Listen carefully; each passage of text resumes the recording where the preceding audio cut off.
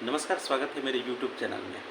हाल ही में अमेरिका से ये खबर आई है कि भारत को नाटो प्लस में शामिल कर सकता है यूएसए।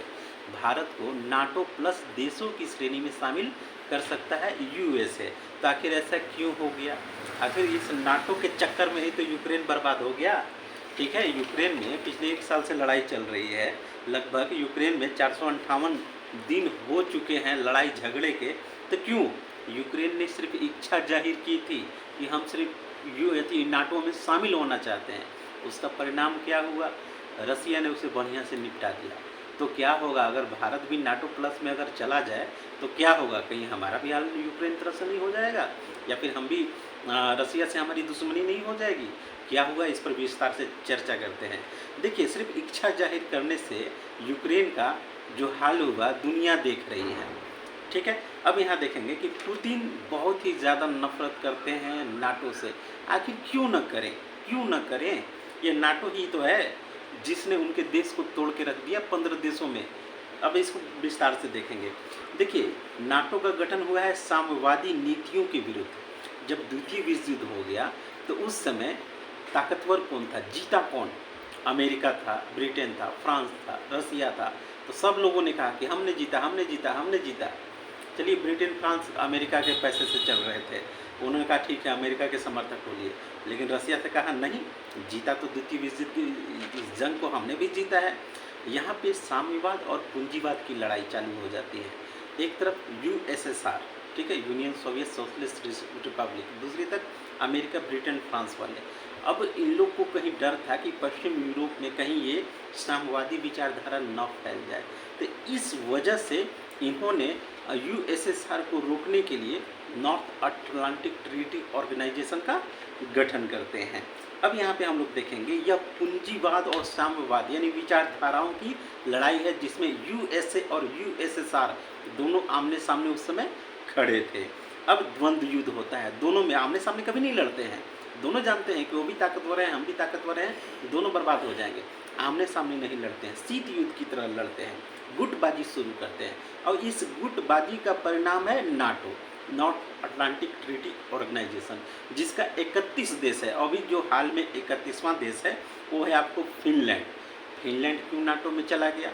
क्योंकि फिनलैंड की बाउंड्री रसिया से टच करती है और फिनलैंड को बहुत ज़्यादा डर है। किससे? रसिया से डर है।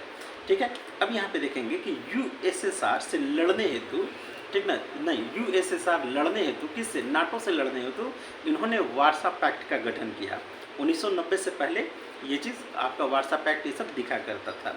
तो कहीं ना कहीं जब 1990 में यूएसएसआर का विघटन 15 देशों में हो गया तो नाटो को वहीं समाप्त हो जाना चाहिए। लेकिन नहीं, चलिए कोई बात नहीं, नया दुश्मन ढूंढ लेंगे। तो नया दुश्मन कौन है? यूएसआर हट गया तो क्या हुआ? रूस तो है। तो नया दुश्मन कौन रहा? उसके बाद भी नाटो अस्तित्व में बनी रही। नैतिक रूप से इसे खत्म होना चाहिए, क्योंकि यूएसएसआर, पहले जब यूएसएसआर का जब मैप देखेंगे तो ये पूरा यूरोप में घुसा हुआ दिखाई देता है। लेकिन अब क्या हुआ है? अब रसिया ही बचा है, तो फिर भी अभी भी रसिया से वो दुश्मनी, वो जंग चल रही है। तो स्वाभाविक सी बात है कि अगर पुतिन नाटो से नफरत करता है तो उसके देश को 15 हिस्सों में तोड़ना, समझ रहे हैं, बहुत बड़ी बात होती है। ये जायज़ भी है। अब यहाँ पे देखेंगे, एक नया दुश्मन नाटो ने ढूंढ लिया है। ये जो नाटो प्लस है ना, नाटो प्लस है। नाटो में तो चलिए रसिया दुश्मन था, यूएसएसआर तो दुश्मन था। अब नाटो प्लस में एक नया दुश्मन आया है, वो है चीन। तो चीन को इंडो पैसिफिक इलाके में रोकने के लिए, उसे टैकल करने के लिए उसको नए साथी की ज़रूरत है, नया कंधा की ज़रूरत है, जिस पे कंधे पे बंदूक रख के गोली चला सकें, ऐसे ज़रूरत है। तो कहीं ना कहीं नाटो प्लस में वो चाहते हैं भारत को शामिल कर लें। लेकिन भारत इतना तो बेवकूफ़ है नहीं। भारत जानता है रूस क्या चीज़ है, रूस से हमारी क्या इज्जत है, रूस से हमारी क्या मित्रता है, साझेदारी है। तो भारत तो ऐसा नहीं है कि तुम अपना सर्वेक्षण करते रहो कि हाँ इसको शामिल कर लेंगे, अब भारत चुपचाप कहे कि हाँ ठीक है, इतना तो है नहीं। भारत डिप्लोमेटिक चाणक्य है भारत। अब यहाँ पे देखेंगे कि नाटो प्लस की जो अवधारणा है, ये कोई रोहित खन्ना जी हैं, ठीक ना, यूनाइटेड स्टेट्स कांग्रेस में, उनकी यह अवधारणा का वहीं पे जन्म हुआ। उन्होंने कहा कि नाटो प्लस में ऑस्ट्रेलिया है, न्यूजीलैंड है, जापान है, इजराइल है, साउथ कोरिया है। तो कहीं ना कहीं अगर नाटो प्लस में भारत को ले लेते हैं तो इंडो पैसिफिक में हम भी बहुत ज़्यादा मजबूत हो जाएंगे, चीन को रोकने में बहुत ही ज़्यादा सक्षम हो जाएंगे। तो क्या चाहते हो, जिस तरह से पूरा अपने यूरोप बर्बाद करके रखा है, इस यूक्रेन जंग की वजह से यूरोप के कई देशों में आर्थिक मंदी आने वाली है, बहुत तगड़ी आर्थिक मंदी आने वाली है। अब क्या चाहते हैं कि इंडो पैसिफिक में भी वही हाल करके रख दें, भारत के कंधे पर रख के भारत को बर्बाद कर दें। भारत ऐसी डिप्लोमेटिक जो साजिशें हैं ना, बहुत खूब समझता है। अब यहाँ पे देखेंगे कि अगर चीन ताइवान युद्ध, चीन अगर ताइवान से युद्ध करता है तो लगभग इतना तो तय है कि $1 ट्रिलियन का यहाँ पे नुकसान होने की संभावना जताई जा रही है। तो कहीं ना कहीं इसमें नाटो प्लस में भारत को शामिल करना चाहता है। लेकिन अब हाँ, भारत की डिप्लोमेसी देखिए, रूस भी कहीं ना कहीं अब चीन के साथ ज़्यादा दोस्ती दिखा रहा है। हाल ही में पाकिस्तान के लिए भी तेल, चावल, गेहूं ये सब ज़्यादा सप्लाई किया है। तो भारत भी रूस को कंट्रोल करने के लिए कभी कभी ऐसी बातों को हवा में उछाल देता है।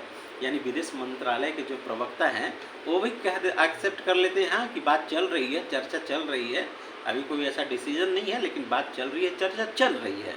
तो रूस को ये दिखाने के लिए भारत ऐसे कभी कर देता है कि अगर ज़्यादा दोस्ती अगर तुम चीन के साथ दिखाते हो, पाकिस्तान के साथ दिखाते हो, तो समझ लेना कि भारत भी स्वतंत्र है, संप्रभुत्व संपन्न शक्ति है, ठीक ना। तो कभी कभी ऐसी डिप्लोमेसी भी करनी चाहिए। रूस को डिसाइड करना है कि हमारी दोस्ती 1947 के पहले की दोस्ती है, वो अभी तक बनी हुई है, दुख में भी है, सुख में भी है।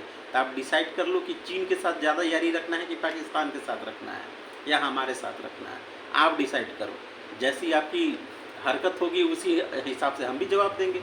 देखिए, इंटरनेशनल पॉलिटिक्स में न कोई किसी का दोस्त होता है, न कोई किसी का दुश्मन होता है, अस्थाई। इंटरनेशनल पॉलिटिक्स में, जियो पॉलिटिक्स में कोई किसी का अस्थाई दुश्मन और अस्थाई दोस्त नहीं होता है। सबके अपने अपने समय के अनुसार जो स्वार्थ हैं, हित हैं, वो आगे पीछे होते रहते हैं। ये चीज़ें भारत जानता है। अब सर्गेई लेवरोव जो वहाँ के विदेश मंत्री हैं, उन्होंने कहा है कि एंटी चाइना और एंटी रसिया भारत को बनाने का प्रयास यहाँ से शुरू हुआ है। तो बात तो सही है, कहीं ना कहीं अगर आपकी दोस्ती चीन से बढ़ेगी तो स्वाभाविक सी बात है ये एंटी चाइना भारत बन सकता है, एंटी रसिया भी भारत बन सकता है। तो आप चाह रहे हैं कि चीन को भी S-400 मिसाइल दे दें, ठीक है, बैलिस्टिक मिसाइल जो है वो उसको भी दे दें और भारत को भी दे दें। ऐसा थोड़ी होता है कि आप उसको भी बेच दीजिए, हमको भी बेच दीजिए। देखिए, रूस को ये स्पष्ट रूप से समझाना जरूरी है कि भारत उसका कर्जदार नहीं है। भाई, जो भी हुआ है, दोस्ती यारी हुआ है, साथ में बैठ के समोसा भी खाए हैं तो उसका साथ में पैसा दिए हैं। तो यारी अगर दोस्ती हुई है तो उसमें पैसा दिया गया है।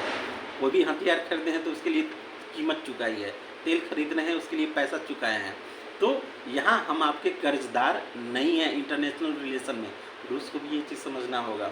और ये खैरात में मित्रता नहीं मिलती है, ये जो दोस्ती यारी हुई है ये खैरात में नहीं मिलती है। रूस को भी हमने उसके दुख में, उसके कष्ट में, अभी FATF लिस्ट में आने वाला है तो कौन साथ देगा? कोई नहीं देगा सिवाय भारत के। FATF जो अंतर्राष्ट्रीय वित्तीय कार्रवाई वाला है संगठन, उसमें अगर रूस को ब्लैक लिस्ट में अगर कोई बचाएगा तो भारत ही बचाएगा और कोई नहीं बचा सकता है। तो तुम्हारे कष्ट में जब हम साथ देते ही हैं तो आप ये डिसाइड कर लो कि भारत के ऊपर आप किसको वरीयता दोगे, चीन को दोगे या पाकिस्तान को दोगे। तो जैसा आप कीजिएगा वैसा भारत भी स्वतंत्र है इस तरह से करने के लिए। लाइक कीजिए, शेयर कीजिए, सब्सक्राइब कीजिए, जुड़े रहिए मेरे साथ। Thank you.